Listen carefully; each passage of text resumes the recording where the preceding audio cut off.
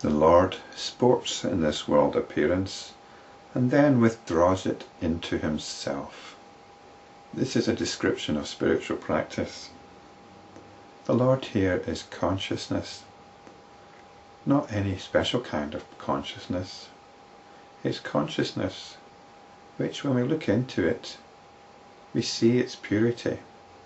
We see that it's actually got nothing to do with us as personalities, as individuals. It transcends us. It transcends what we call the world. And when we realize this, this is when the world appearance is withdrawn into consciousness. And this is expanded on in the last paragraph on this page, which is probably chapter 120. It's given us 7 steps, and we've had this before, way back in section 3, chapter 118. It was called the 7 states or planes of wisdom. But it's really just a breakdown of the process, or looking at the process of self-inquiry into more detail, the process of spiritual practice. And there's a curious note from the translator saying that there seems to be some confusion in this paragraph. I don't know why he says that. It seems quite straightforward, but it's expanded upon later in chapter 126, and I might make some reference to that. One should gain understanding through study of scriptures and company of holy ones. This is the first step. Now, I usually say the first step happens by chance, the first stumbling upon spiritual insight. And in the expansion in chapter 126 it says, the first state of yoga presents itself to one by accidental coincidence, as it were. It does say after one has led a pure life full of virtuous deeds. It can happen by accident. It can happen when you're looking. It's not dependent on anything. But I think we need to assume here that this has happened already. There's been the initial insight already. We're no longer a seeker, and we're engaged in spiritual practice. So study of scriptures, company of holy ones, or at least studying the words of holy ones. This is the first step. Reflection or inquiry is the second. And this doesn't mean mulling over in your head. This means actually looking, actually applying, actually realizing. This is inquiry, reflection or inquiry. Non-attachment or psychological freedom is the third. And this follows on. You don't have to make a point of being non-attached, except in the sense that you start questioning your attachments. So it's not a question of bracing yourself and denying pleasures. It's a question of just letting non-attachment happen. And this happens more and more as you identify with your essential nature. It's not necessarily a smooth thing. There could be some quite vigorous countermeasures on the part of your mind and your conditioning. It's possible to go seriously off the rails. There's no formula here.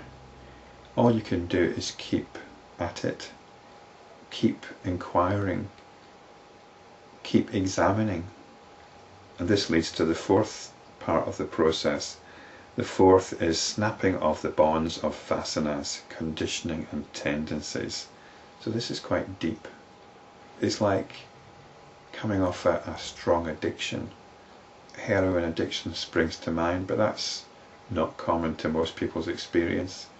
Smoking, giving up smoking, that's a powerful one to give up. But giving up just certain habitual patterns, giving up certain moods, not being a slave to moods, that's quite a difficult one.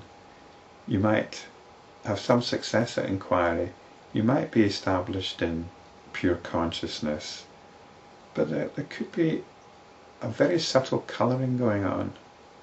It could be a positive mood, it could be bliss even. You might be happy. It might make you happy. Or there might be a negative mood, one that's impatient, one that is not feeling quite 100% comfortable with what's going on. So there's a kind of tone there which can be understood as the vasanas, the conditioning and tendencies. And that's when effort really has to be mustered. It's a very powerful effort not to give in to these tones, these moods.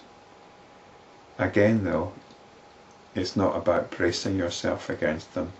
It's not about trying to squash them. The way to do it is to keep practicing inquiry, keep looking. The bliss that is derived from pure awareness is the fifth. And this is when it actually becomes enjoyable to do this. This is when the pull of the conditioned gives way to the pull of the unconditioned. And it becomes a more natural thing. It's not something that has to be made a huge effort, although vigilance always has to be maintained. In it, the liberated sage lives as if in half sleep, because the world is not of interest. The world, as it presents itself in its own terms, is no longer of interest. Self-knowledge is the sixth, in which the sage is immersed in a mass of bliss and lives as if in deep sleep. Well, this mass of bliss means there's no doubt. There's no doubt here. There's total harmony. Everything is in harmony. The seventh state, which is known as Turiya, the transcendental, is itself liberation. In it there is perfect equanimity and purity. Beyond this, still the seventh state, is the Turiyatita, which is beyond description. We go beyond any notions of states, of processes, of liberation, of bondage, all the rest of it. The first three states are waking states. The fourth is the dream state. The fifth is the deep sleep state, because it is full of bliss. It might seem a bit strange to describe them in this way, to group them in this way as the waking state, the dream state, and the deep sleep state. But these states are often referred to the waking, dream, and deep sleep state. And I think this is just a clarification of what's understood when these states are mentioned, the waking, dream, and deep sleep state. Because sometimes these things are taken literally, and sometimes not. And to be honest, I don't think it makes much sense to take them literally. So when we come across these references to the waking state, the dream state, and the deep sleep state, well, here's the clear meaning of them. And they should be understood in this way. There's probably reasons why the first three are called the waking state, because we are still caught up largely in the belief that the waking state is reality. The fourth is the dream state, and the fourth is when we break off with the so-called waking reality. And that's what happens when we dream. We're in a different reality. We've moved realities. The fifth is the deep sleep state, because it's full of bliss. This is when we become established somewhere else and we're no longer being hoodwinked. Our attention is no longer being hijacked by the belief in the external reality. The normal teaching is that there's the waking, dream, and deep sleep state. Beyond that there's the fourth state, the Turiya. And that is what comes next. And then beyond the Turiya, the Turiyatita. So the fourth is the dream state, the fifth is the deep sleep state because it's full of bliss, the sixth is the Turiya, or the non-dual consciousness, the seventh is indescribable. One who has reached this is established in pure being, devoid of subject-object division. He is not eager to die, nor to live, he is one with all. He is free from individuation.